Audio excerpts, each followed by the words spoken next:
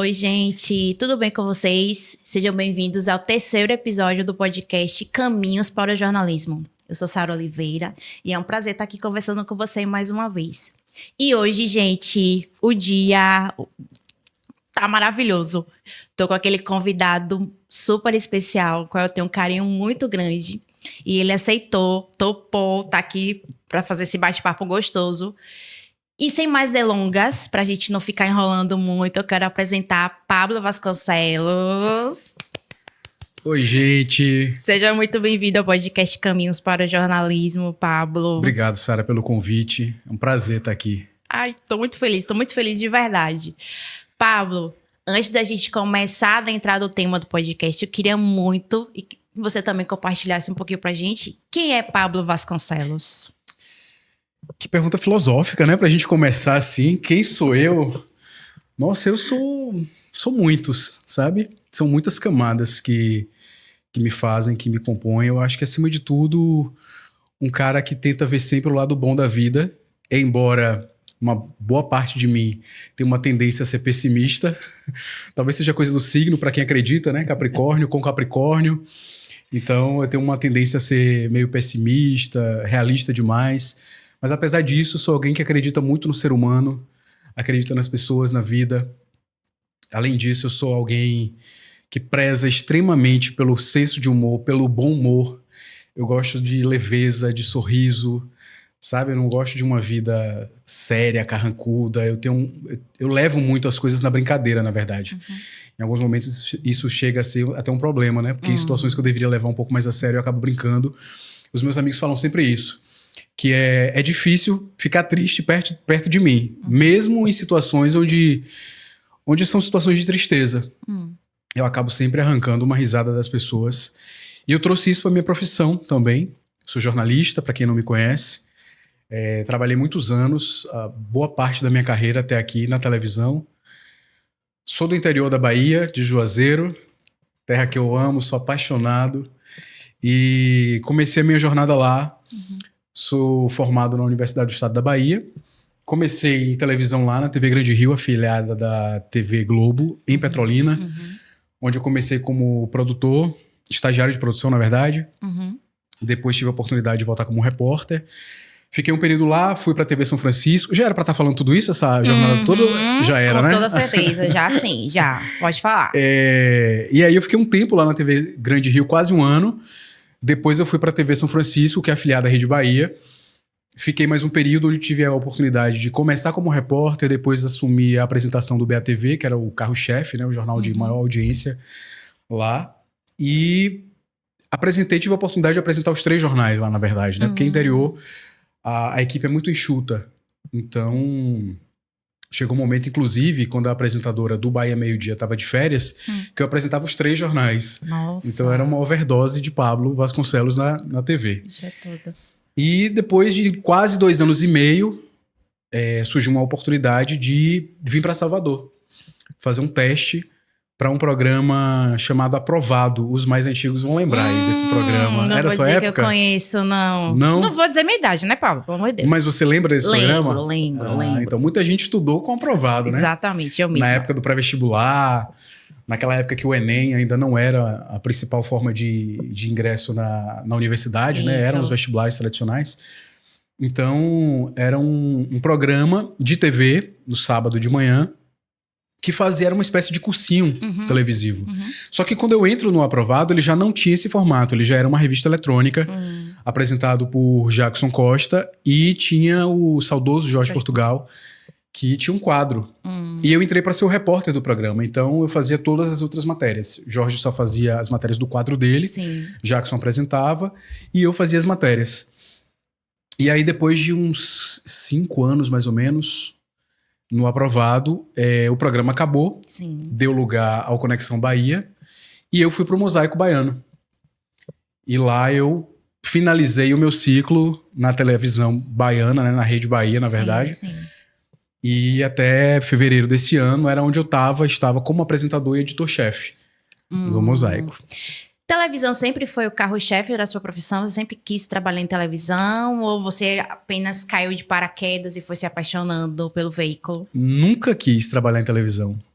caí de paraquedas, muito por incentivo dos meus amigos de faculdade, da minha turminha ali da faculdade. Na época da faculdade eu queria assessoria de imprensa. Eu queria trabalhar nessa área, assim, por trás pelos bastidores. Não tinha a menor expectativa, prospecção de trabalhar em frente à câmera. Para mim era algo muito distante, assim, né? Eu não me via ali. Talvez por não ter referências na área, né? Não tinham tantas pessoas pretas na área, muitos homens negros na TV. Então eu não me via nesse lugar.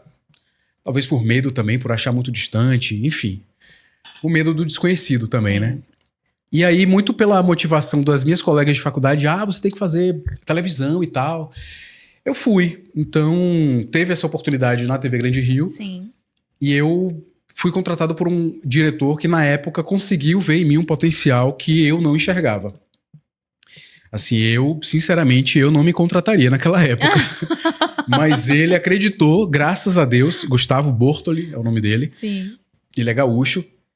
Ele era o diretor da TV Grande Rio. Eu levei, na época, um DVD, assim, que eu tinha feito uma matéria muito tosca, gente. Muito ruim. Eu era muito ruim. Que eu tinha feito com um colega meu, cinegrafista, uma matéria sobre os benefícios do exercício físico para os idosos.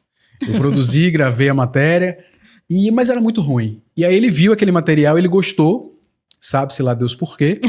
E ele falou assim, claro que você tem o que melhorar, eu vou te dar essa oportunidade se você quiser. E isso era uma sexta-feira. Ele falou, se você quiser, segunda-feira você já começa. Você traz sua documentação e você já começa. A gente combinou de cada dia da semana eu iria sair com um repórter pra rua pra pegar a manha da rua. Porque eu tinha tido uma disciplina de telejornalismo na faculdade. Então eu fiz uma matéria pra TV e foi uma matéria feita a 4 mãos. Foram 4 pessoas no grupo, então cada um fazia um trecho do texto. Eu gravei, eu fiz a passagem, mas na edição todo mundo meteu mão. Eu não tinha aquele conhecimento de assumir a responsabilidade de fazer sozinho uma matéria. Entendi. E na minha cabeça não entrava como é que o repórter consegue pegar um papel, uma lauda e transformar numa matéria de TV. Então eu não conseguia fazer essa conta, né? Assimilar isso. E aí fui saindo cada dia com um repórter. Na segunda eu saí com uma repórter, aí eu fazia a passagem, né? Pra quem tá acompanhando a gente, porventura não saiba o que é a passagem, é aquele momento que o repórter aparece na matéria. A gente tá só ouvindo a voz dele, que a gente chama voice off, e quando o repórter aparece falando o texto, a gente chama esse momento de passagem. Então eu gravava algumas passagens na rua, voltava pra TV, ele avaliava, o diretor, dizia no que eu podia melhorar e tal. Então eu saí na segunda, na terça, quando foi na quarta-feira, a repórter que eu ia acompanhar adoeceu, não foi trabalhar, eu tive que sair só. Eita lasqueira. E aí, no meu primeiro dia na rua, sozinho, teve um acidente com vítima. Nossa. E eu nunca tinha visto uma pessoa morta fora de um caixão, né? Na cena ali do acidente, dentro do carro presa e tal.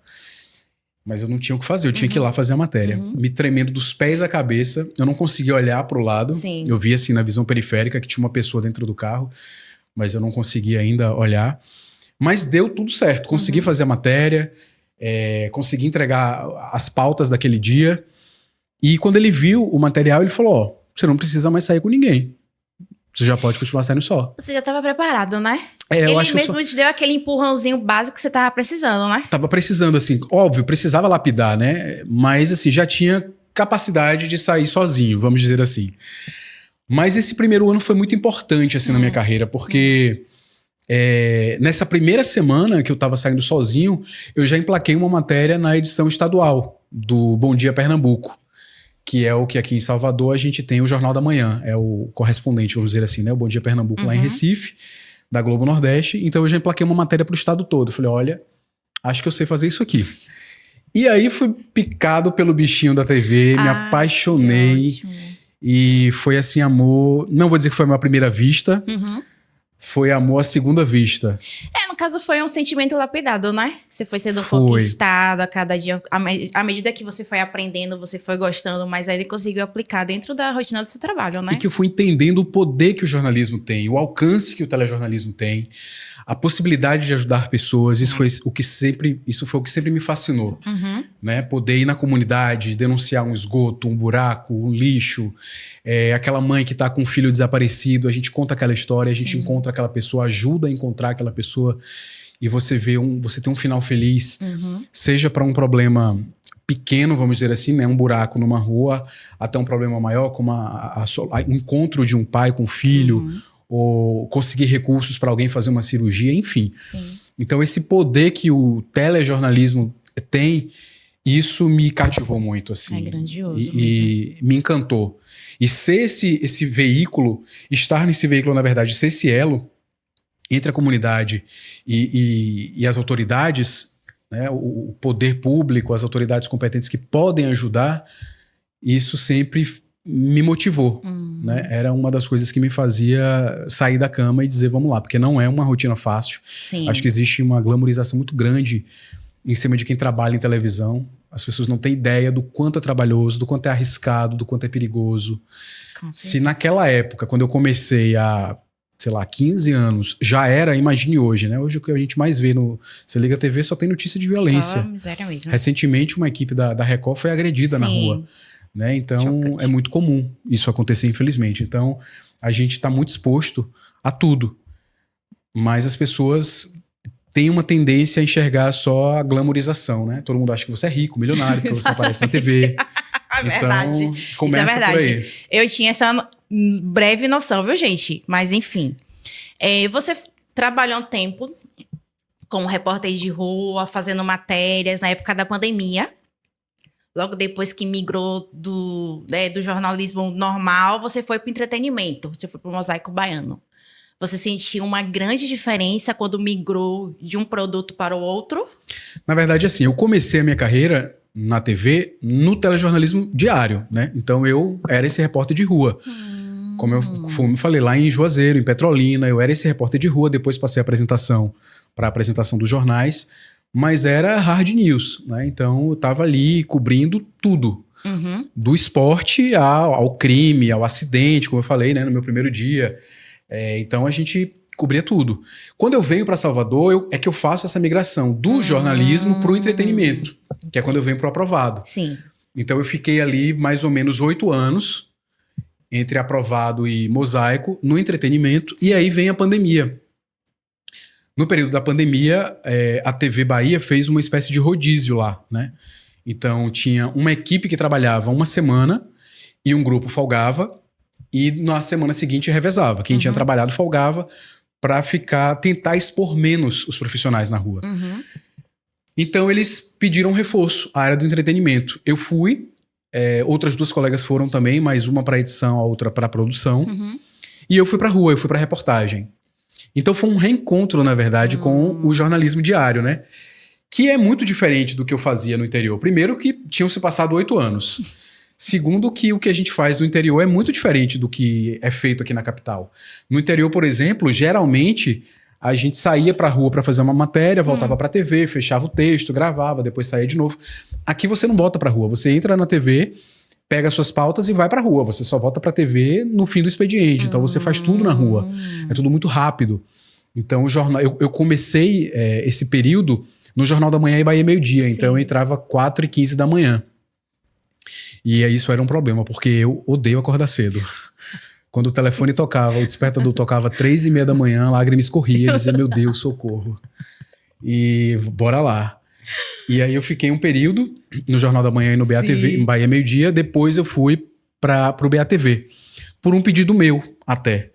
Porque, o que acontece? Nesse período aí da pandemia, tô falando do início da pandemia, a gente não fazia ideia do que era. Milhares de pessoas morrendo. A gente não sabia muita coisa sobre contaminação, não tinha vacina, não tinha combate a isso. E eu morava com minha mãe na época. Minha mãe idosa, zona de risco total, assim. Fazia parte de quase todos os grupos de risco. E a gente tava o tempo inteiro na rua. Sim. E aí, assim que eu tive a oportunidade, eu pedi para ir pro BATV, porque no BATV a exposição era menor. Tinha dias que a gente nem saía pra rua. Eu fazia as matérias de dentro da TV, porque era por videochamada. O ao vivo eu fazia de dentro da TV também. Então, porque o BATV era um jornal menor, então tinha essa possibilidade também. E o Jornal da Manhã era um jornal de 2 horas, pelo menos, né? O Bahia Meio-Dia longo também, então tinha que ser o tempo inteiro na rua. Então eu consegui ficar um pouco mais reservado, assim, pra proteger minha mãe. E aí eu fiquei do finalzinho de março, que foi ali quando estourou a pandemia, né? Finalzinho de março até acho que setembro ou outubro, não me recordo bem. Fiquei nesse período no jornalismo. E aí foi engraçado porque muita gente daqui de Salvador Sim. meio que me descobriu, assim. Te redescobriu. Assim, falaram, né? Nossa, olha como ele é versátil, ele consegue fazer o jornalismo assim, mas na verdade eu começo nesse lugar, né? É porque as pessoas daqui não lembravam, não sabiam, enfim, não conheciam esse meu lado também. Isso foi muito importante, porque talvez as pessoas tiveram a oportunidade de ver esse meu outro lado, um pouco mais sério, né? Porque, obviamente, no jornalismo não dava para eu brincar como eu brincava no entretenimento, sobretudo pelo momento, pela situação, enfim. Mas foi uma possibilidade de mostrar um lado mais sério meu. E eu amo o jornalismo, assim, o telejornalismo diário. Mas eu não posso negar que eu, de fato, prefiro o entretenimento, porque é onde eu sou o que eu sou. Né? O jornalismo, querendo ou não, ele pede que você tenha essa seriedade, né? Que você esteja ali num lugar um pouco mais... não que eu não seja, mas assim, eu sou muito mais do humor Sim. do que da seriedade, como eu falei aqui no início, né? Então, exigia talvez um pouco mais de mim. E assim, pra mim, eu tenho uma visão mais periférica do entretenimento mesmo. Eu quase não me recordo de você no jornalismo cobrindo notícias tristes e tal. Mas o Aprovado eu lembro de você, do Mosaico também. Então, essa é a minha visão de Pablo Vasconcelos. Então, quando você começa a contar que você foi jornalista, que você apresentou o telejornal sério, de gravata, né? Sim. Destoa, gente. Destoa. Mas temos imagens aqui. Não temos. Destoa. Então, assim, pra você ver como você consegue linkar cada situação e você dá a sua cara, a sua característica pra cada produto. É formidável. Muita gente pergunta se eu já fiz teatro. Sim. E eu acho que o jornalista, por essência, ele é um pouco assim ator, né? Primeiro porque em muitos momentos você vai ter que trabalhar sem querer. Às vezes você tá doente, às vezes você realmente não tá com vontade. Não é porque a gente gosta do que faz, que a gente acorda todo dia. Oba, uhul, vamos lá, né? Não é todo dia assim. Então, mas você precisa ir. Você precisa passar informação, você precisa passar alegria. Então, eu acho que, em alguma medida, a gente já é um pouco, assim, ator mesmo, né? De fingir ou de reservar emoções, de guardar aquilo ali. Eu já apresentei programas de jornais em situações extremas, assim, com problemas pessoais. Eu já apresentei um jornal em Juazeiro na época, o Bahia Meio-Dia, eu entrando pro estúdio, recebi uma mensagem do meu irmão falando que meu pai estava na UTI. Oh, meu Deus. E eu tive que apresentar o jornal, e quando eu terminei o jornal, eu fui pro hospital, e horas depois meu pai faleceu. Mas a vida é isso, então assim, a gente não tem como fugir disso. Mas eu nunca fiz teatro, assim, não tenho uma formação artística nessa área. Eu acho que é realmente uma facilidade que eu tenho, talvez, de... É dom que você tem, é sério. Você tem um dom mesmo de transmitir leveza, quando é pra transmitir leveza realmente, porque a gente precisa. E quando é o papel sério, ele sabe fazer o papel de seriedade. Você passou por uma grande mudança, agora em 2025, que foi a saída da TV Bahia. Sim. Assim, era algo que você esperava, você foi pego de surpresa. Como foi que aconteceu essa situação, menino? Porque assim, a gente já tinha a visão do Mosaico Baiano, Pablo Vasconcelos, todo sábado. Então, quando a gente viu a notícia, trouxe um choque, assustou um pouquinho. Como foi essa sua reação, gente? Eu acho que as pessoas, na verdade, se assustaram mais do que eu. Acho não, com certeza. O público ficou mais surpreso. Mas você estava esperando isso? Tava, e eu vou explicar por quê. Antes, só dizer assim que até hoje eu recebo quase todo sábado no meu direct mensagem do público dizendo que o programa não é mais a mesma coisa, que tá sentindo minha falta, que sente que o programa não tem mais a mesma cara. E eu fico muito feliz com isso, assim, de receber esse carinho, de saber que eu deixei a minha marca ali, né? Porque tudo que eu fiz sempre foi com muita verdade. Eu acho que isso, quando isso acontece, o público sente, o público percebe, né? E eu entreguei tudo que eu podia ali, todas as vezes. Mas, voltando à sua pergunta, não foi uma surpresa por alguns motivos. A empresa, a TV Bahia, quem acompanha sempre os noticiários já deve ter percebido que início de ano geralmente existem algumas demissões, né? Antes ou depois do carnaval tem sempre uma leva de demissões ali. E desde o final do ano passado que eu já estava meio que sentindo que minha hora estava perto. Não por nenhum motivo específico, inclusive quando o diretor foi fazer o meu desligamento, ele fez questão de deixar isso claro, que não tinha nada a ver com o pessoal, nem com o profissional, com as minhas entregas. Sim. Até porque os números mostravam, e sempre mostraram, a qualidade do meu trabalho. O Mosaico, eu não sei agora que eu não tenho acompanhado, mas enquanto eu estava lá, sempre foi líder de audiência, quebrando recordes, inclusive, de audiência, e brigando ali na faixa horária. E eu sempre tentando trazer novidades para o programa, quadros, matérias, de um jeito criativo, enfim. Então, não foi nada relacionado a isso, a minha entrega, mas eu estava sentindo que, devido a alguns movimentos internos da empresa, isso poderia acontecer. E aí, quando foi, assim, mais ou menos 15 dias antes do ocorrido, olha aí, não falei que tínhamos imagens? Ai, que... Temos imagens. Obrigada, Igor! Igor foi atrás das imagens. Igor foi atrás das imagens. Olha, gente, novinho. Aqui foi no BATV e ali Bahia Meio Dia. Quase que outra pessoa, né? Isso aí Exatamente. Foi, acho que 2011, 2012, talvez. Pronto, eu tenho essa sua imagem do aprovado. Assim. Eu chego assim, sem barba. Isso. Essa assim, de paletó e gravata, já não consigo ver Pablo Vasconcelos. É a mesma pessoa? É bem distante, assim, do bem que distante. As pessoas conhecem, né? Daqui. Mas foi um período muito bom, assim. Eu tenho muita saudade dessa época, desse lugar. Sim. A TV São Francisco tem um lugar muito especial no meu coração, porque a equipe era uma família. Era aquele lugar que eu chegava para trabalhar e você não via a hora passar. Sabe? Eu acho que poucas empresas têm, sobretudo no mundo de hoje, né? Haja visto os casos de burnout, de ansiedade, de depressão, e muito provocado pelas empresas. Mas nessa época aí, nossa, não fazia ideia do que era isso, porque era um ambiente muito acolhedor, as pessoas eram muito amigas, parceiras. Então eu tenho excelentes recordações assim, desse período. Foi importantíssimo. Mas enfim, voltando aqui.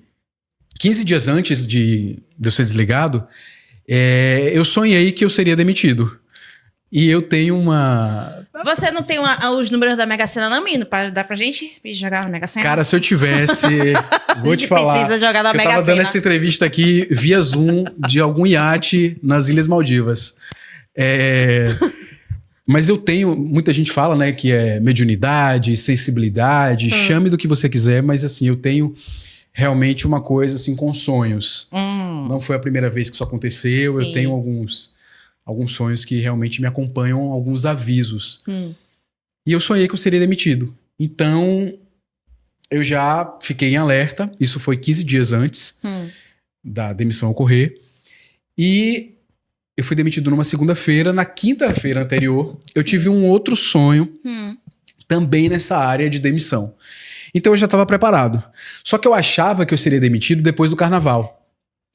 Porque estava chegando o carnaval, eu ia sair de férias depois do carnaval, que eu sempre saí de férias depois do carnaval, porque trabalhava. Isso. Era aquela rotina exaustiva e tal, 8 dias ali muito intensos, dormindo pouco, me alimentando mal, trabalhando muito. E aí sempre na quarta-feira de cinzas eu já saí de férias. Então eu já estava meio que preparado para essa demissão pós-carnaval. Só que aí veio antes. No dia 17 de fevereiro, uma segunda-feira, eu cheguei para trabalhar. Foi o mesmo dia da demissão de Thiago Mastroianni também. E eu tava vendo a notícia da demissão dele. Quando eu fui chamado no RH, eu sabia que não era para ser promovido. E aí, depois do que o meu chefe me falou, eu realmente não podia mais ficar ali. Porque ele falou, você tá demitido. Então realmente não tinha como mais ficar, né? E aí saí, mas muito tranquilo. Assim, não me pegou de surpresa. Eu acho que se essa demissão viesse uns 3 anos antes, talvez tivesse me devastado, sabe? Mas eu já estava num momento interno de amadurecimento dessa ideia, de preparação e de entender que o que as pessoas sempre me diziam, vários amigos meus que foram demitidos, né? Eles sempre diziam, Pablo, existe vida depois da TV. Isso é verdade. E é uma coisa assim que enquanto a gente tá lá é difícil acreditar. Porque querendo ou não, você tá ali numa zona de conforto. Você tá na televisão. Eu nunca, graças a Deus, eu nunca tive a vaidade que muitas pessoas têm. Esse deslumbre de, nossa, eu estou na TV, eu sou afiliado à Globo e tal. Eu nunca tive isso, assim. Eu sempre fui muito tranquilo, assim. Eu sempre encarei meu trabalho como um outro qualquer, com o mesmo grau de importância e relevância que o gari tem para a sociedade, que o frentista que está ali no posto para botar gasolina no seu carro tem, que o médico, o enfermeiro, o professor, sabe, o porteiro, para mim tem o mesmo grau de importância, porque a sociedade é uma grande engrenagem. Exato. Né? Então, cada pecinha é fundamental. Eu acho que não tem uma peça mais importante que a outra. Então, eu sempre vi meu trabalho dessa forma. Claro, é um trabalho que dá uma visibilidade maior do que a do gari, que a do porteiro, isso é inegável. Mas eu nunca me senti melhor do que ninguém por isso, ou mais importante, ou mais nada por isso. Então, talvez por isso estar na TV não tenha me feito falta nesse lugar. Entendi. Sabe? De, caramba, não estou na TV, não estão me vendo, não vou perder a fama. Isso nunca passou pela minha cabeça, nem quando eu estava lá, nem depois de sair. Então, não foi uma surpresa. Graças a Deus, assim, eu tenho vivido momentos que há muito tempo eu não vivia, descobrindo coisas que a rotina na TV não me permitia mais descobrir, viver. Então, assim, tem sido um momento precioso mesmo, assim. Então, nesse caso, a sua migração da TV para a internet foi super tranquila. Foi muito natural. Você se vê nesse caminho da internet, é um novo produto que você tem para ofertar. Eu sempre estive ali na internet. Agora, não da forma que eu tô hoje, Sim. né? Assim, rentabilizando isso.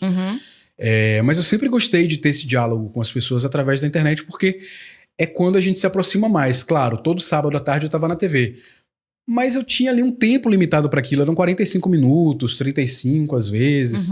E era um contato muito vertical, né? Sim. Era eu falando para quem estava ali só ouvindo. Na internet eu consigo ouvir as pessoas, porque elas me mandam mensagens. Eu consigo ter mais tempo de qualidade. Eu consigo entregar para elas o que elas querem, o tipo de entretenimento que elas querem. Então, eu sempre fiz isso, só que agora eu faço com mais frequência e consigo agregar valor a isso. Então, eu só enxerguei uma outra maneira de trabalhar num espaço que já era familiar. Não chegou a ser uma novidade, né?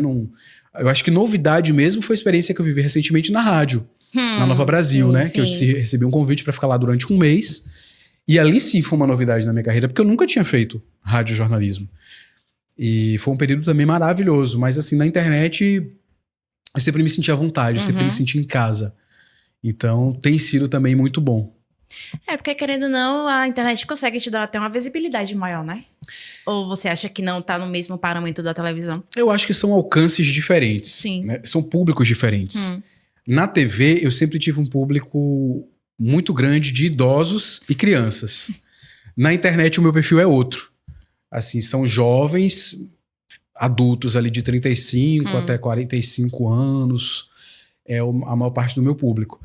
Então, é um outro tipo de linguagem, de envolvimento.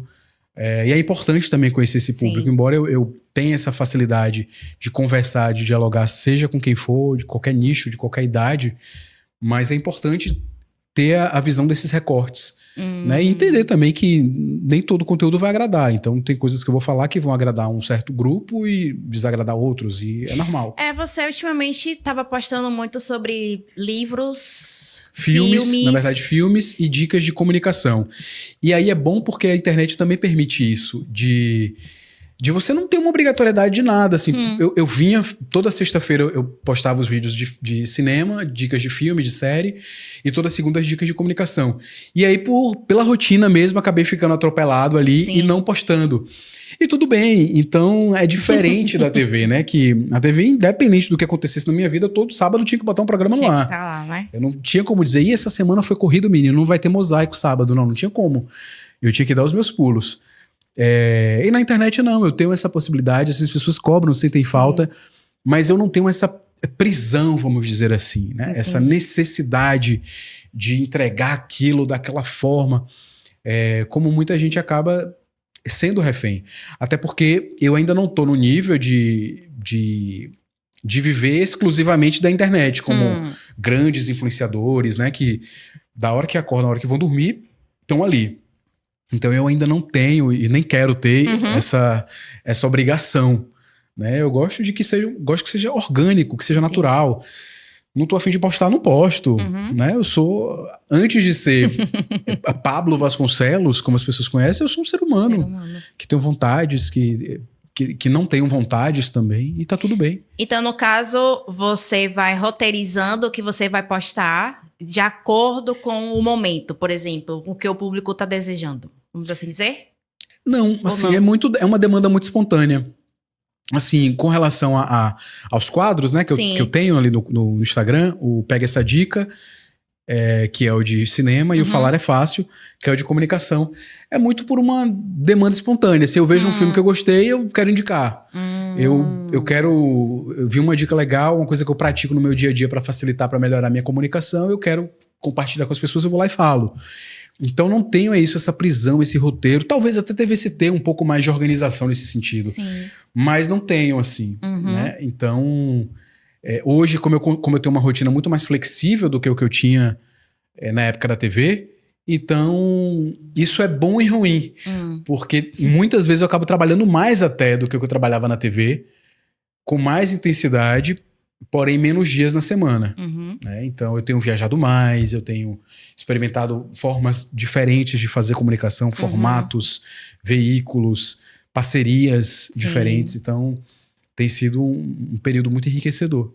Você já recebeu algum convite para trabalhar em outra emissora nesse período? Ou você tá em stand-by, só que é a internet mesmo? Já recebi, e de outros estados, inclusive, mas eu realmente não quis. Assim, eu não... nesse momento, não fazia sentido para mim, sabe? Entendo. Nem financeiramente e nem de qualidade de vida mesmo, sabe? Hoje, fazer o que eu faço da forma que eu faço me dá muito mais qualidade de vida. Eu consigo ter tempo com as pessoas que eu amo. Sim. Eu consigo viajar na hora que eu quero viajar. Eu consigo... Se numa segunda-feira eu acordo e não tô afim, tudo bem, eu não estou afim. Se eu não tiver nenhum compromisso, obviamente, marcado ali. Né? Eu não vou cancelar uma agenda. Não tô afim, uhul. Não, também não é assim. Tem que ter responsabilidade. Mas eu tenho uma liberdade que, estando na TV, ou seja lá qual for o veículo que eu vá precisar estar ali de segunda a sexta, de segunda a sábado, eu vou ter um compromisso que hoje eu não estou disposto a encarar.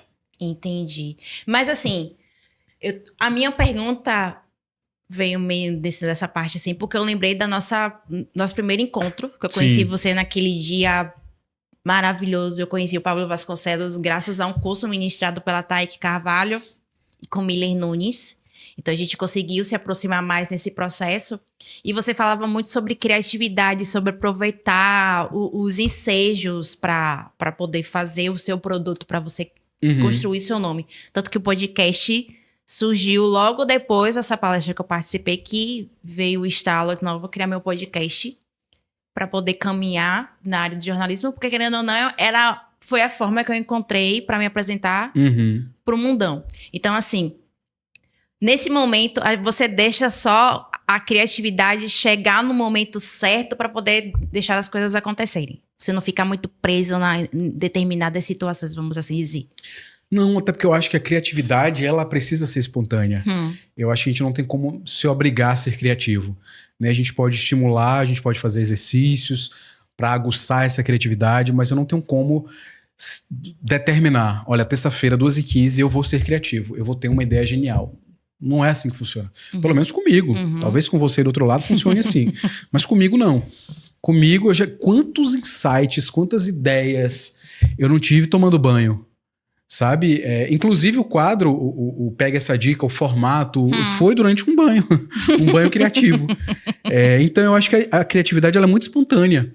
E ela vem de momentos onde a gente menos espera. Às vezes vem de um diálogo, às vezes vem de uma palestra, às vezes vem de você estar no trânsito. Eu acho que a gente precisa estar com um olhar atento e livre, e se permitir. Né? Eu acho que a criatividade, para ela chegar, a gente não pode ter filtro. Sim. Toda ideia que eu tiver vai ser maravilhosa? Óbvio que não. Mas se você tiver um filtro de, eu preciso ter a ideia, sabe? A melhor ideia, você começa a se bloquear. Então tem que deixar vir, sabe? Vai vir aquele fluxo, você vai anotando, é o que eu sempre falo quando eu vou fazer alguma palestra, algum curso. Anota tudo que vier. Em algum momento ali no fim do dia, no fim da semana, você pega, lê, vai sair alguma coisa daquilo ali. É impossível que não saia, sabe? Na hora pode até parecer absurdo, mas tem que anotar. Você não quer criar esse Se Liga Aí, um e-book, não? De dicas, Pablo Vasconcelos, dicas. Tá vendo aí? Já veio uma ideia. Um e-book, ou um curso, uma graduação, sei lá, um curso técnico, sei lá, qualquer coisa, gente. Porque precisa. A criatividade, às vezes, precisa de uma ajuda, viu? Não é sempre que a gente tá com a mente criativa, não. A gente precisa de um precisa de empurrão, estímulo. de estímulo. Eu acho que os estímulos, eles passam por vários lugares. Desde os exercícios mesmo, Sim. eu ensino isso nas minhas palestras, nos meus cursos, exercícios para estimular a criatividade, mas passando por isso até uma boa noite de sono, qualidade de vida, fazer exercício, se alimentar bem, porque tudo isso faz com que você esteja pronto para receber essas mensagens, né? Que a vida, a rotina vai te dar. As pessoas vão te entregar isso. A vida está acontecendo 24 horas. Enquanto você dorme, o mundo está ali girando, as coisas estão fluindo. Então, às vezes, vem um sonho, né? A minha demissão veio num sonho. Então, quem sabe a ideia que vai mudar a sua vida também não vem de um sonho. Com certeza. Eu acho que tem que estar atento a tudo isso. E é importante, assim, não ter esses filtros, né? É importante se permitir. Se permitir pensar, escrever, criar. E se não der certo, você descobriu ali uma forma de como não fazer. Não é que deu errado, é que você descobriu um jeito que não funciona. Vamos tentar outro. Então, não é encarar aquilo ali como um erro. Poxa, falhei. Não, poxa, eu descobri um caminho que não deu certo. Deixa eu tentar outro caminho aqui. Entendi. Eu acho que tudo é aprendizado, né? Mesmo quando o retorno não é aquilo que a gente esperava. Mas ainda assim a gente vai aprender alguma coisa com aquilo ali. É verdade. Eu vou te pegar muito como exemplo dessa minha pergunta. Porque, na verdade, não é nenhuma pergunta, é o que norteia o podcast, é o meu pensamento desde quando eu me entendi como jornalista e como produtora de conteúdo. A internet é o grande chamariz para qualquer tipo de serviço ou de produto.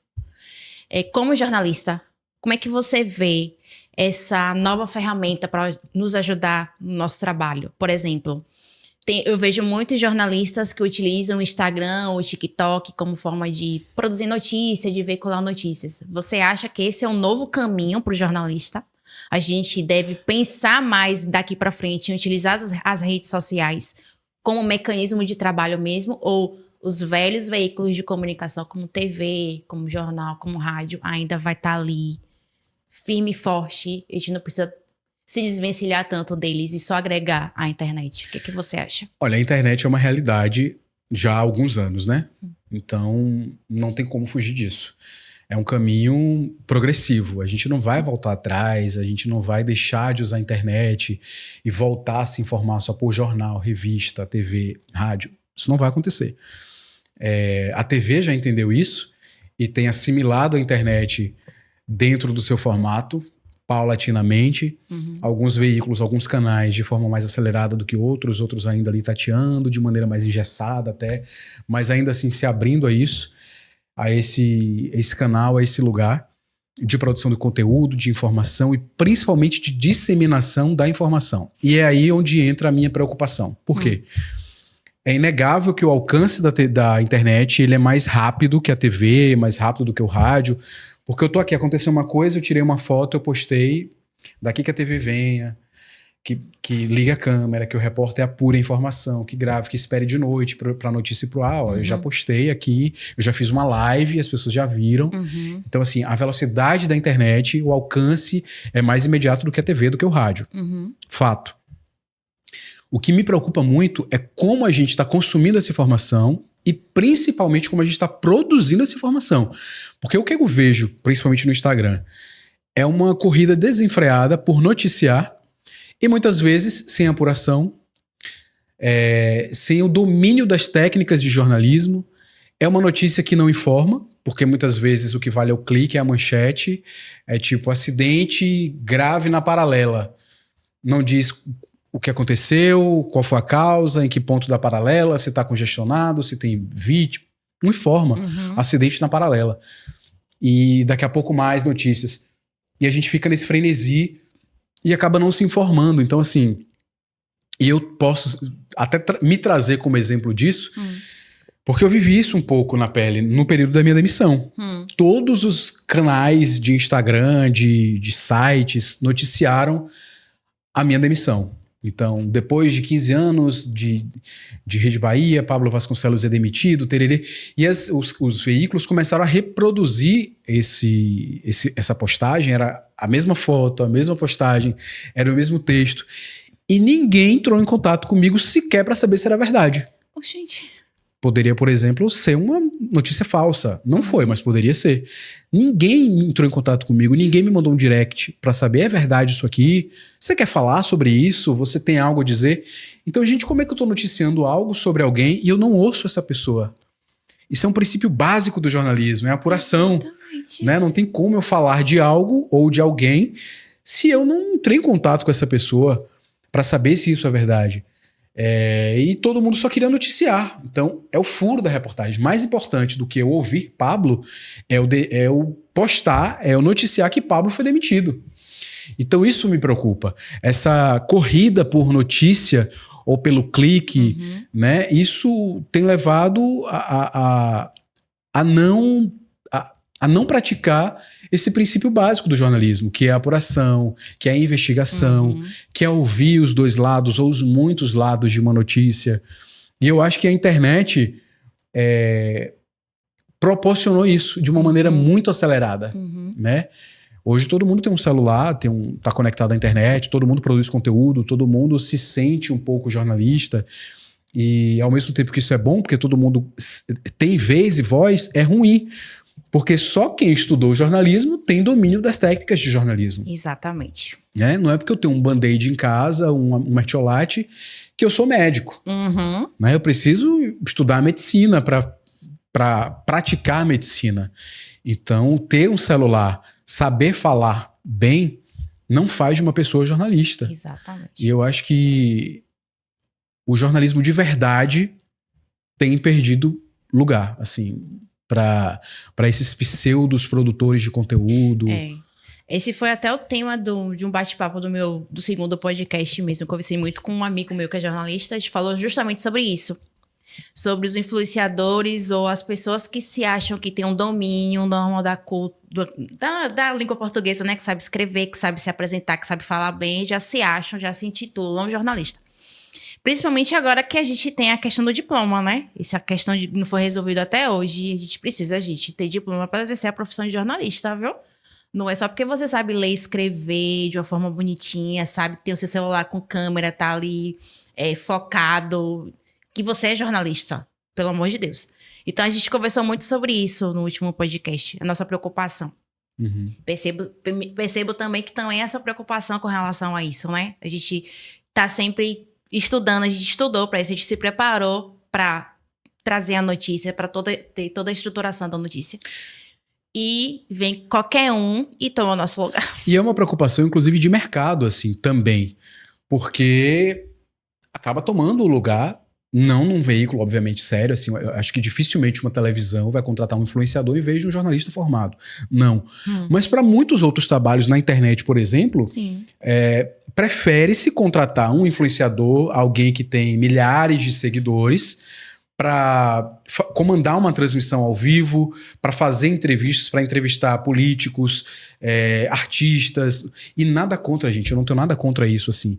Eu só acho que a gente precisa ter responsabilidade naquilo que a gente faz. Eu acho que você pode fazer isso entendendo que você está ali enquanto influenciador, não enquanto jornalista. Né? Você é um influenciador, você é um criador de conteúdo, você é um criador de conteúdo, você é um influenciador, você não é jornalista. Né? É saber separar as coisas. Mas é que o mercado não sabe diferenciar isso ainda, né? Estão visualizando mais números, mais seguidores. Então a gente não tem como lutar com relação a isso. Eu acho que tem ocorrido um movimento até contra essa maré recentemente, né? Porque durante muito tempo o foco era realmente esse. Assim, quem tem mais seguidores tem mais oportunidades. Hoje em dia as marcas já preferem engajamento em vez de números. Isso já foi um ponto positivo. Então, assim, não importa se você tem 70 mil seguidores, se você não engaja. Então, talvez alguém que tem 1.000 tenha um engajamento maior do que você. E as marcas estão optando por pequenos criadores de conteúdo, pequenos influenciadores, em detrimento disso. Mas a gente precisa ter ainda esse cuidado, porque de fato ainda a gente perde espaço assim, para essa coisa do like, Sim, dos números. A gente ainda é muito medido por essa régua, né? Nossa, você tem um perfil verificado. Se bem que hoje quase todo mundo tem, né? É só pagar por isso. Mas durante muito tempo isso foi um balizador. Então, se você não era verificado, as pessoas te olhavam torto, né? E tem um episódio de Black Mirror que fala muito disso, né? A busca pelo like é uma sociedade imersa nisso. Você consegue coisas mediante a sua nota ali. Então, é uma realidade Black Mirror que a gente já vive isso de um certo tempo pra cá, né? Foi pensando nisso, né, em tudo isso que você tá detalhando, que você criou a Sotaque? Na verdade, a Sotaque... Qual a ideia da Sotaque mesmo? Primeiro, já gostei do nome, Sotaque. É bem baiano. Não tem como, né? A Sotaque, eu achei curioso porque aí mais uma vez aconteceu a falta de apuração. Eu lembro que quando eu criei o perfil da Sotaque e comecei a seguir algumas pessoas e tal, e falar, segue aí e tal, amigos. Eu até hoje, inclusive, eu não postei no meu perfil pessoal nada da Sotaque, e eu vou explicar por quê. Mas fazendo esse movimento de pedir alguns amigos para seguirem, saiu uma matéria num veículo aqui dizendo ex-TV Bahia lança empresa de publicidade. Gente, mas não é isso. O que é a Sotaque? A Sotaque Produções, ela tem esse nome, é o nome fantasia dela, da minha empresa, mas é simplesmente porque eu tinha necessidade de ter o meu CNPJ. Sim. Porque como eu estava fazendo os meus trabalhos para empresas, com parcerias, enfim, precisava emitir nota fiscal e eu não tinha um CNPJ. E eu não quis que o meu CNPJ fosse, sei lá, Pablo Vasconcelos Limitada, vamos dizer assim. Eu criei um nome que eu acho que tem a ver comigo, que tem a ver com Bahia, então eu criei a Sotaque Produções. Claro que é um projeto aí de um dia, ser uma empresa formal, quem sabe, né? Ter uma equipe, mas ela não nasce a princípio com esse viés, ela não nasce com esse intuito. Ela nasce com o intuito de ser o meu CNPJ que eu vou preencher a minha nota fiscal e dar ali pro cliente. Mole. E as pessoas entenderam como se, nossa, lançou uma empresa, daqui a pouco tá contratando a galera aí no mercado, vai vir forte, vai...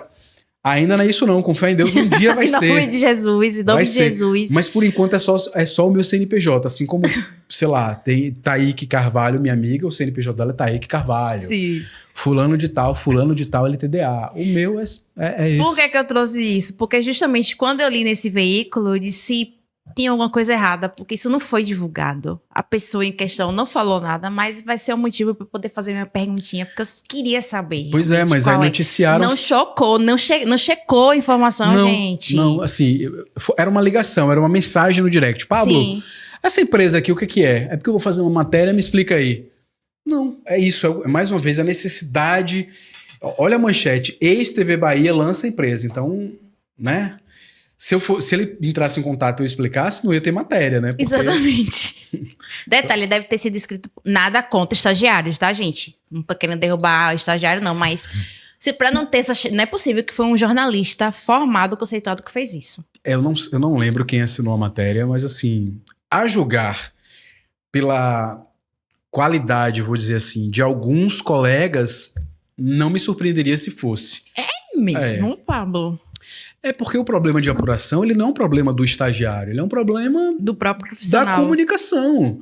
Eu não tô falando só de TV, eu tô falando de TV, de rádio, de impresso, de online, de tudo.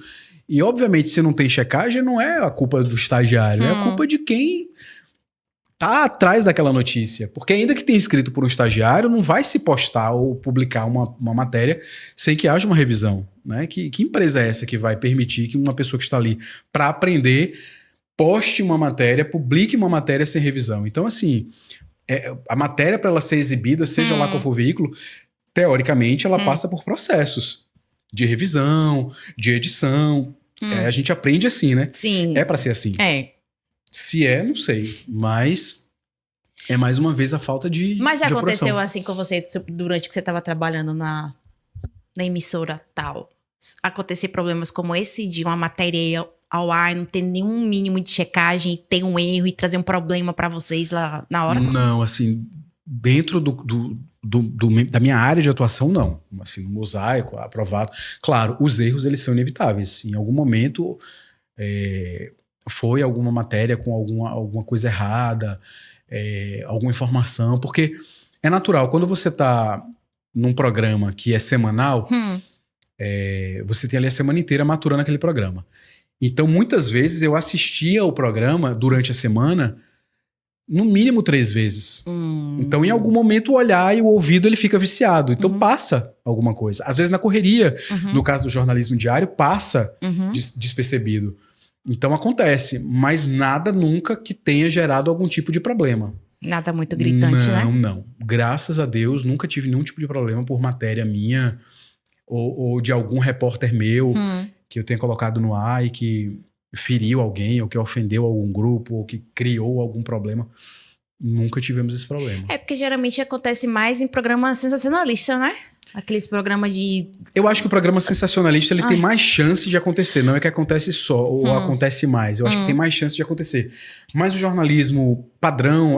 Quantas vezes a própria Globo, por exemplo, Sim. a gente não ouve o William Bonner, Tralli, no jornal dizendo queremos pedir desculpa porque ontem falamos na matéria tal e tal, essa informação, ou então usamos uma foto equivocada. Acontece, gente, nos grandes veículos. O erro faz parte da nossa rotina. A gente está suscetível ao erro o tempo inteiro. Principalmente quando é um trabalho que exige muita atenção e você está o tempo inteiro sob pressão. Seja do tempo, seja da informação. Então, o jornalista, esteja ele no jornalismo ou no entretenimento, ele está exposto a pressões. E quando acontece isso? Esse tipo de bronca assim? Sobra pra quem? Pro editor, pro repórter, pra quem? Eu acho que cada caso é um caso. Eu acho que tiveram casos aí, né, que de vazar coisas. Tipo, eu lembro de um caso na Ana Maria Braga, no programa dela, que eu acho que ela estava falando de alguém, eu não me lembro quem, de alguma pessoa preta, e apareceu a foto de um macaco. Sim, aquilo lembro. ali teve uma repercussão, aquilo ali teve demissão. Então, assim, eu acho que existem casos e casos. Entendi. Eu pensei que era uma padronização, assim, errou, culpa o editor, a culpa é sua, enfim. Não, até porque o erro, ele não tá atrelado a uma função. Não é? Pode ter sido um erro do editor, mas pode ter sido um erro da pessoa que revisou, do repórter. É isso, é uma equipe. Então, geralmente, quando uma matéria vai pro ar, falando da TV, ela passou por várias pessoas. Então, aquele erro passou por pelo menos 3 pessoas. Entendi. E é natural, porque assim, em algum momento vai acontecer por conta disso que eu falei. O tempo, a correria. Às vezes a matéria tem que entrar no ar, o jornal já está no ar e a matéria está sendo editada ali. Entendi. Então você não tem como parar, avaliar, né? Você tem que colocar no ar a informação. E aí é quando você está mais exposto ao risco. Você já teve alguma pauta derrubada? Várias. Normal, assim, por vários motivos. Seja pelo tempo do jornal, né? No caso do jornal, você tem um tempo ali. Mas era aquela pauta que você sabia que ia trazer a audiência necessária pro veículo e colocou uma matéria que não tinha nada a ver? Não, assim, é difícil dizer isso, porque assim, a gente não tem... Quando a gente tem esse feeling de que aquela matéria é a que vai dar audiência, então, no caso, a gente tem que fazer muito esse recorte das duas áreas, de jornalismo e de entretenimento. Falando do jornalismo, quando a gente sabe que aquela matéria é o quente do jornal, dificilmente ela vai ser derrubada. Ela vai ser a notícia do dia. Sim. Então ela não vai cair. Mas, por exemplo, várias matérias minhas de entretenimento que foram pro Mais Você, por exemplo, caíram por conta do tempo, porque estava espelhada a matéria ia entrar, mas o entrevistado que estava no estúdio com a Ana Maria se alongou demais, o papo rendeu e aí acabou o programa, teve que ficar para outro dia. Quantas matérias minhas não ficaram na gaveta do Mais Você assim, por meses? Matérias que eles pediam com uma certa urgência, só tem que gravar e faz. Eu gravava a matéria de um dia para o outro e demoravam 5 meses para ir pro ar. Então é normal, assim acontece. Mas nunca teve a matéria de dizer assim, é a matéria que... Poxa, essa é a matéria e ela cair, porque geralmente quando ela é a matéria, ela vai pro ar. Entendi. Teve até um caso que o Ana Maria Braga chamou até você de Paulo. Trocou seu nome, não foi? Isso daí... Por que trocou? Ela não tinha entendido seu nome? Não, isso aí foi um caso curioso. Foi a primeira matéria que eu emplaquei no Mais Você. Eu trabalhava ainda em Juazeiro, era repórter. Você estava em Juazeiro. Era repórter do telejornalismo. Do jornalismo. E aí eu fui cobrir um caso muito curioso que aconteceu na cidade de Pindobaçu sobre a mulher ketchup. E foi um caso muito curioso, assim, porque, em resumo, quem quiser, essa matéria tá no YouTube, coloca lá caso. Mulher Ketchup mais você. Vocês vão ver a matéria.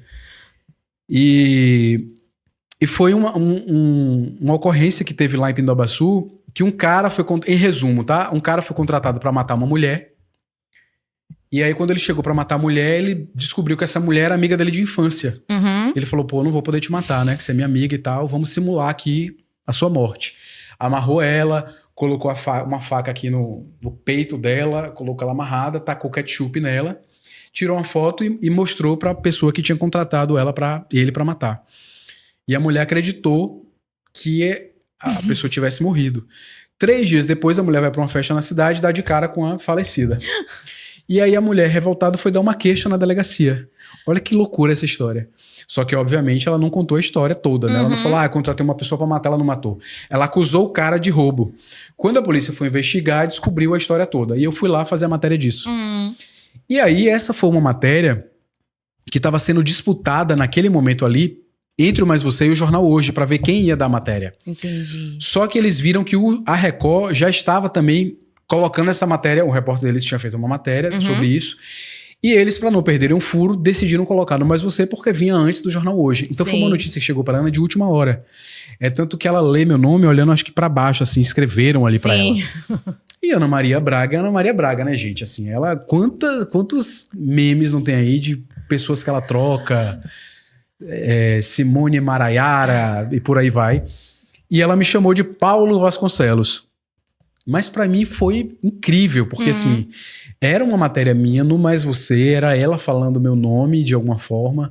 Se ela quisesse me chamar de Hermenegildo Vasconcelos, estava maravilhoso. Eu ia achar incrível do mesmo jeito. Então, foi uma notícia que correu o mundo. Assim, eu acho que foi o meu primeiro viral mesmo. Sim. Essa matéria foi notícia em jornais do Azerbaijão, para você ter notícia, para você ter ideia. Então, assim, ganhou o mundo, assim, numa época em que a gente não tinha rede social. Não era tão viral assim, tinha, né? O alcance não foi tão...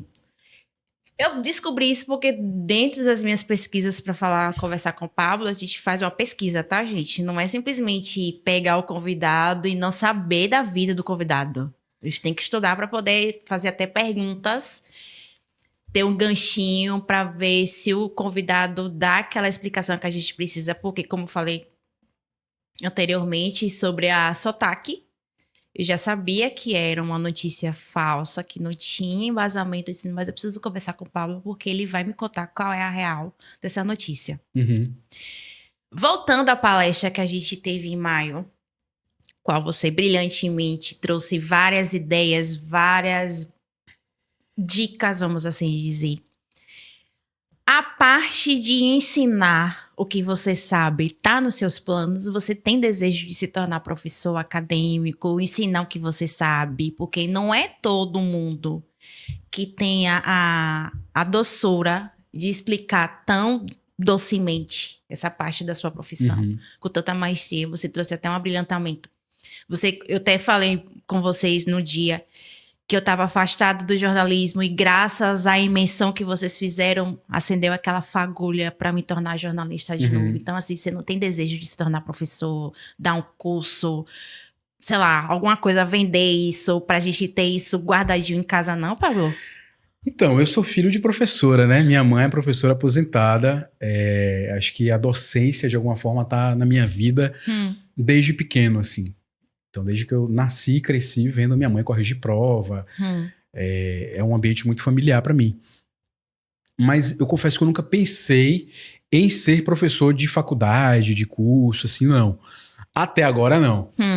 Mas eu tenho muita paixão por ensinar, por passar, por transmitir o conhecimento. Eu gosto de fazer isso. E sempre que eu tenho oportunidade, eu faço. Então, está nos meus planos formatar cursos, palestras, treinamentos, são coisas que eu tenho caminhado nesse sentido, sim. Mas é como eu te falei, eu tenho hoje, nesse momento, um certo receio a estar preso a qualquer vínculo que seja muito longo. Então, assim, ser professor de uma faculdade demandaria de mim tempo, uma disponibilidade fixa ali, que hoje eu não estou disposto a. Mas é uma paixão, assim, ensinar. Eu gosto dessa troca. E ter esse feedback que você me traz, a gente teve esse encontro em maio. Você me falou naquela oportunidade do sonho que você tinha de voltar para a área, de encontrar algum jeito, e menos de 2 meses depois aqui estamos nós na concretização desse seu sonho. Então assim, para mim não tem resposta, não tem retorno melhor do que esse. Então eu acho que isso é o que me dá certeza de que é um caminho a ser seguido, porque já valeu a pena. Sabe? Era uma turma ali de, sei lá, mais de 30 pessoas, mas que com certeza outras pessoas também colocaram em prática as coisas que a gente trouxe ali, mas ainda que ninguém tivesse colocado, que as pessoas tivessem esquecido tudo que ouviram, só de você ter colocado em prática já valeu a pena, sabe? Porque eu acho que isso é o que dá pra gente essa convicção de que a gente passou a informação da maneira correta. E eu quero sim transformar isso numa rotina produtiva.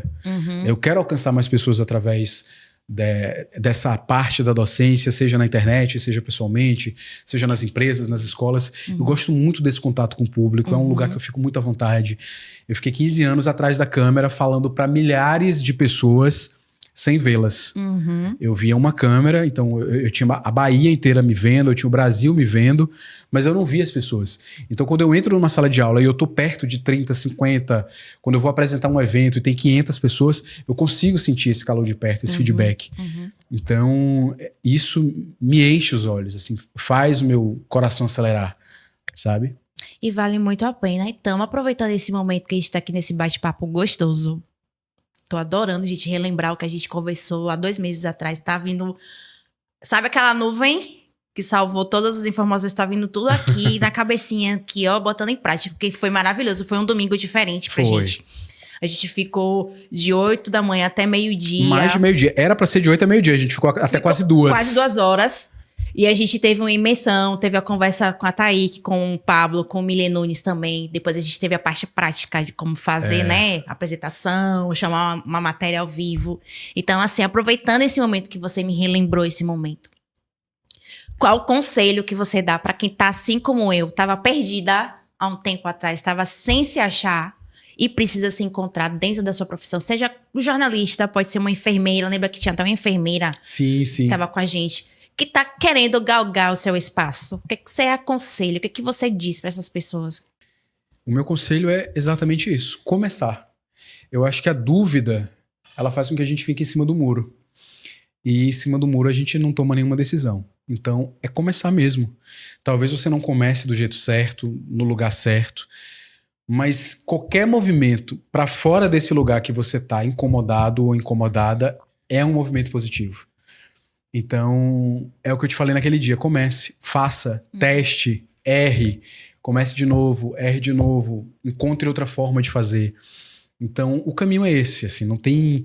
Eu acho que não tem muito segredo. Não é uma fórmula mágica. Não espere que você vai ter aquele estalo e, nossa, tudo mudou, e você vai acordar e tudo vai estar diferente, porque não vai. Não é mágica mesmo, assim, eu acho que é decisão. É você decidir sair do lugar que você tá. Não tá bom? Saia. Ah, mas eu tenho que pagar contas, eu entendo. Eu já estive nesse lugar de zona de conforto, de às vezes nem tá tão confortável, mas a gente tem conta pra pagar. Mas o que dá pra você fazer enquanto você tá aí, que você não pode largar tudo, mudar de área, mudar de emprego? Com certeza tem alguma coisa que você pode fazer estando aí. Não sei se um curso, não sei se ir numa palestra, não sei se começar a gravar um vídeo em casa, não sei qual é a área que você quer entrar. Mas com certeza tem uma porta ali esperando para ser aberta por você.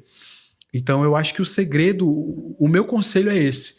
Faça, meta as caras mesmo e tenha coragem. Assim, eu acho que fracassar é quando a gente não tem coragem de tomar decisões. Eu acho que aí é o verdadeiro fracasso. É quando a gente não se movimenta. Errar não é fracassar. Fracassar é não tentar. Então, eu acho que o segredo do sucesso, todo mundo que venceu, que deu certo, foi alguém que tentou.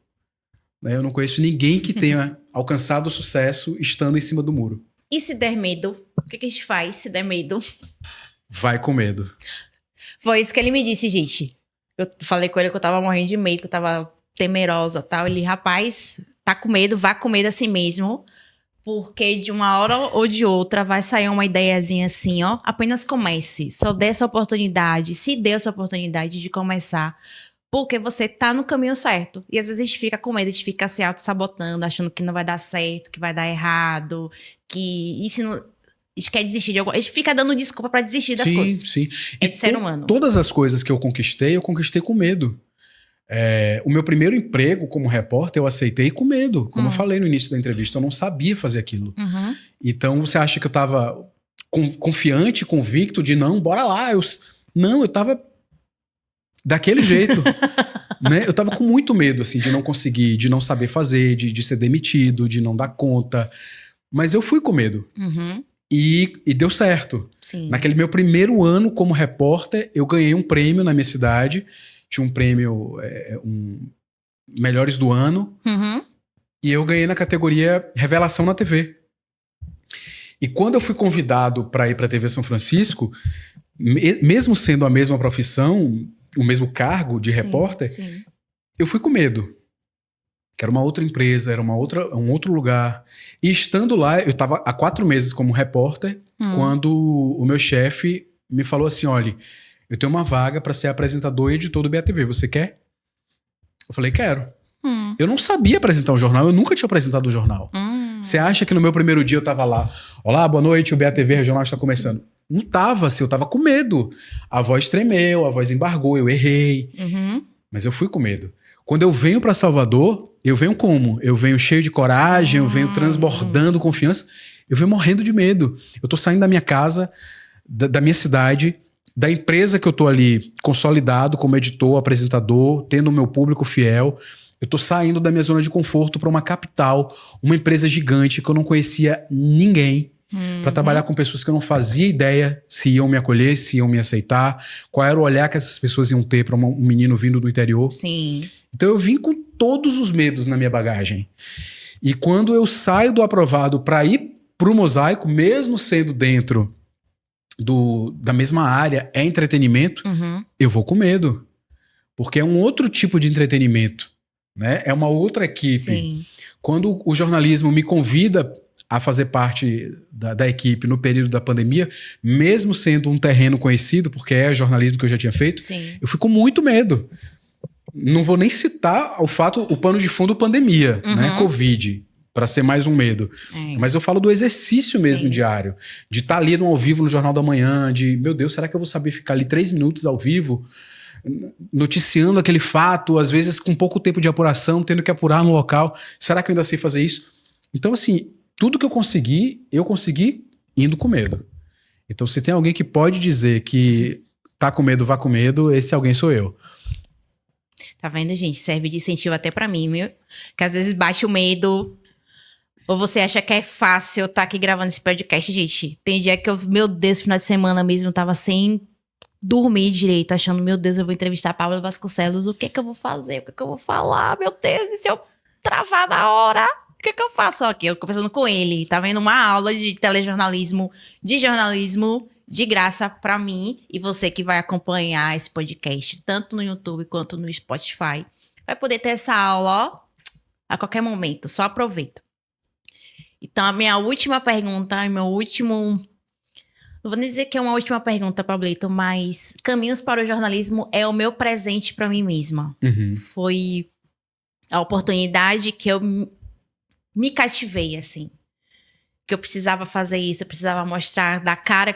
Eu sempre digo para todo mundo que eu tinha muita vergonha de aparecer diante das câmeras, porque eu não me achava vendável, eu não me achava apresentável para estar diante das câmeras. Assim. Mas esse que eu tive que me desafiar e colocar cara e voz para jogo. Então, Caminhos para Jornalismo, esse é meu presente para quem está passando por isso. O que você diz para essas pessoas que querem caminhar no jornalismo? Que eu sei que não é uma profissão fácil, eu sei que tem as suas adversidades. O que você pode dizer para mim mesma para eu continuar nessa jornada? Porque eu sei que não é fácil. Eu vou ser bem literal de novo. Continue. O que fazer para começar, comece. O que fazer para continuar, continue. Porque é isso que você falou, assim, não é fácil. Vão ter dias e dias, vão ter desafios, vão ter problemas, vão ter momentos que a gente vai repensar. E é importante que tenha. Porque eu acho que só faz sentido se fizer sentido. Enquanto tá fazendo sentido, a gente tem que continuar. Se em algum momento da caminhada você perceber que não tá fazendo sentido, que não é mais aquilo, que não te dá borboleta no estômago, que não tira o seu sono, que você tá preocupada, então talvez seja um início de que aquilo já não faz tanto sentido. Porque o normal é sentir medo, o normal é ficar sem dormir quando a gente vai vivenciar uma novidade, seja para entrevistar alguém que a gente gosta, que a gente admira, seja para começar um projeto novo como esse que você começou, e que eu sou muito feliz por, de alguma maneira, fazer parte disso. Me sinto muito orgulhoso mesmo, assim, torço para que você continue. Então, esse é o meu conselho, assim, independente das dificuldades, se é o seu sonho, se é a sua escolha, continue. Porque problema vai existir em qualquer área, em qualquer lugar. Não... Mas o jornalismo é apaixonante, assim, eu sou um apaixonado pelo jornalismo, entusiasta. É uma área que você vai ficar rico? Provavelmente não. A menos que você dê a sorte, né, de ocupar um lugar, assim, um William Bonner, um pessoal, assim, que é outro patamar. Exatamente. Mas é a exceção, não é a regra. Porém, o que é ser rico, né? Aquela que lança do nada na filosofia. Porque riqueza, pra mim, é me sentir realizado na minha profissão. Sim. Eu sempre defendi essa bandeira. Eu acho que, obviamente, tem profissões que são mais rentáveis. Não dá pra gente comparar um salário de um jornalista para um salário de um médico, de um auditor fiscal. Não dá, fato. Mas será que o auditor fiscal ele tá tão feliz na área dele quanto eu sou feliz na minha área? Então, assim, felicidade para mim, obviamente, é poder pagar minhas contas, é poder ter dinheiro ali guardado, mas é, sobretudo, fazer com prazer. É fazer por amor, é sentir esse friozinho na barriga quando vai viver uma experiência nova, quando vai se lançar num novo desafio. Então, eu acho que felicidade, realização, sucesso na carreira, na profissão, pra mim é isso. Não é você ser milionário, embora eu já seja. Amém, Senhor. Amém, Senhor. Que os anjos digam amém, amém. Que os anjos estejam ouvindo esse podcast, esse vídeo no YouTube. Amém. Que tenha internet boa no céu. Mas é isso, eu sou muito feliz com a minha escolha. A escolha que eu fiz há quase 20 anos, né, de entrar nessa área. Eu sou muito feliz com ela. Eu não me vejo em outra coisa. Pode ser que no futuro, sei lá, eu seja qualquer outra coisa, mas hoje eu não consigo vislumbrar para mim um outro caminho que não tenha a comunicação conduzindo esse fio, sabe? Sim. Independente se é na TV, se é na internet, se é numa sala de aula, tem que ter comunicação para mim. É o que me move, é o que me motiva, é o que me dá sentido, é me comunicar. E não é fácil. Não. Assim, a comunicação de qualidade, embora eu tenha um quadro no Instagram, falar é fácil, porque de fato falar é fácil. Comunicar não. Requer habilidades, requer treinamento, porque falar não é comunicar. Né? Então, eu sou realmente assim encantado com a capacidade de comunicar, de fazer isso com excelência, com paixão, com amor. E é isso que o público sente, assim. Eu acho que essa ausência que eu causei nas pessoas da TV, o público da TV, passa muito por esse lugar, dessa paixão que eu tenho pelo meu ofício. Mas quando ele fala sobre jornalismo, sobre comunicação, gente, o olho chega a brilhar. Eu tô vendo, sabe? Então, quando você vê que a pessoa tá com o olho brilhando pra falar daquilo que ele tanto ama, realmente você reverbera jornalismo, comunicação. Você nasceu pra isso. É engraçado porque assim, a comunicação de fato tá na minha vida desde muito pequeno, assim. Eu abro os meus álbuns de infância e tem uma foto muito marcante, assim, eu numa apresentação na época do ABC, eu não sei como é que chama hoje em dia, alfabetização, na minha época era alfabetização, ainda é assim que chama? Acho que é, né? Que é quando você tá aprendendo a ler ali, a turminha do ABC. E tem uma foto que sou eu, uma prima minha que inclusive estudava comigo, num palco, e alguém tá segurando um microfone assim, e eu com a mãozinha pra trás, falando qualquer coisa no microfone, e um sorriso, esse brilho no olhar, assim, de tá falando no microfone.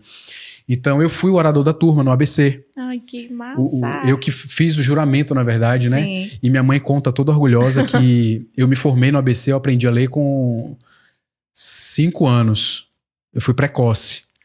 Caramba! Porque o normal seria ir pra 7ª série com 7 anos. Isso. Eu fui com 6. Eu terminei a escola 1 ano antes.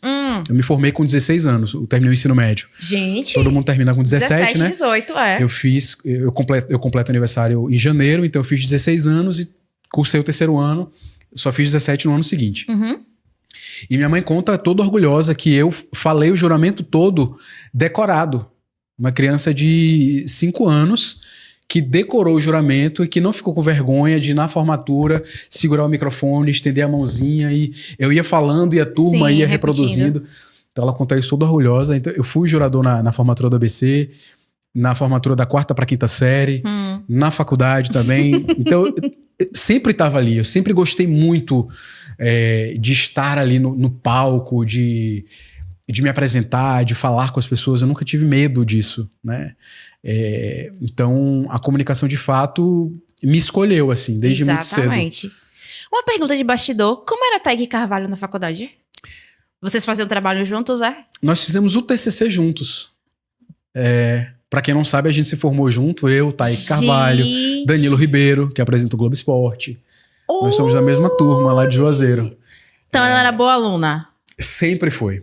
Thaíque sempre foi muito estudiosa, diferente de mim. Não tenho orgulho em dizer isso, mas não vou mentir aqui pra vocês, né? Gente. Thaíque sempre foi muito estudiosa, anotava tudo que o professor falava, transcrevia, assim, era quase uma transcrição. Ela tem uma habilidade, inclusive, que ela conseguia, o professor falando, dando a aula, e ela ia assim, ó, escrevendo sem olhar pro papel. Era quase psicografando. Gente! E quando eu queria estudar pra prova, eu tirava xerox do caderno de Thaíque. Porque a gente é daquela época que se tirava xerox. Tirava xerox. Hoje não é mais. A gente não estuda. Gente, uma revelação aqui, pra vocês terem noção.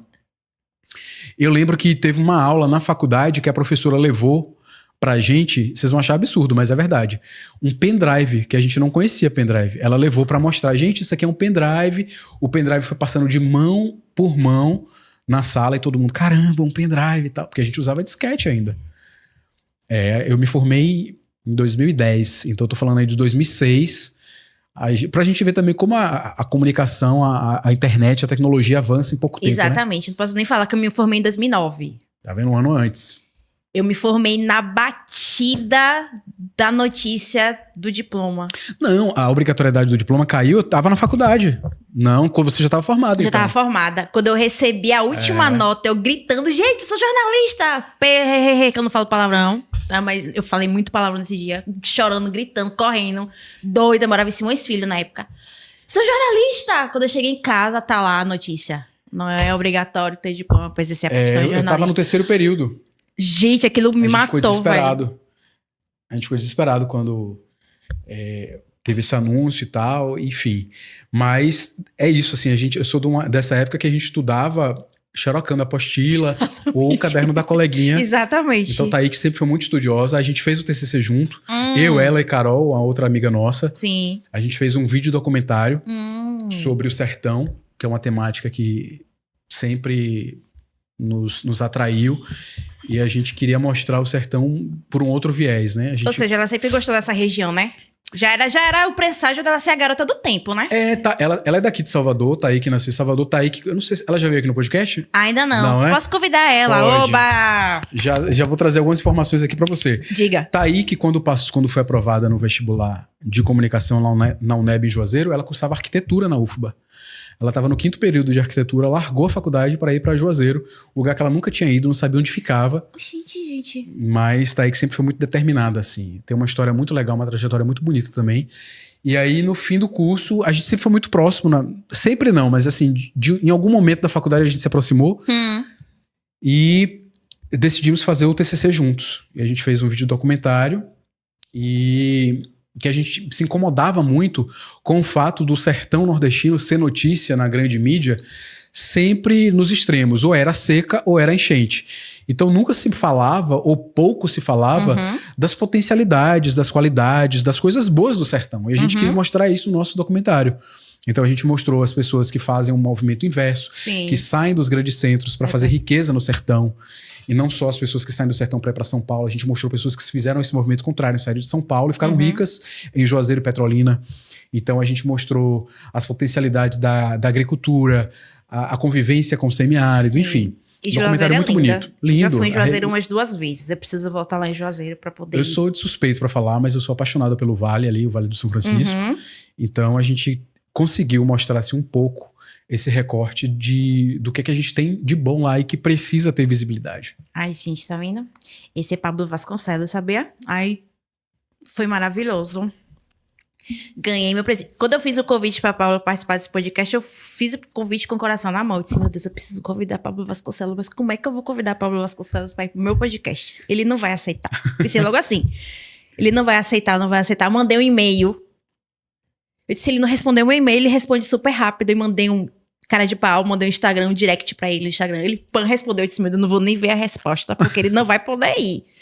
Quando ele, não, eu topo. Eu disse, ele topou, eu não tava preparada pra essa resposta. Eu não falei isso? Eu não tô preparada pra essa resposta. Eu disse, agora eu faço o quê, gente? Eu faço o quê? Não, tá bom, tá. Aí eu fui assimilando e fui mandando. Gente, você é maravilhoso, velho. Ah, eu que agradeço assim, o convite, a possibilidade de poder vir aqui, Muito obrigada conversar, por você compartilhar com você. ter aceitado o meu convite, assim.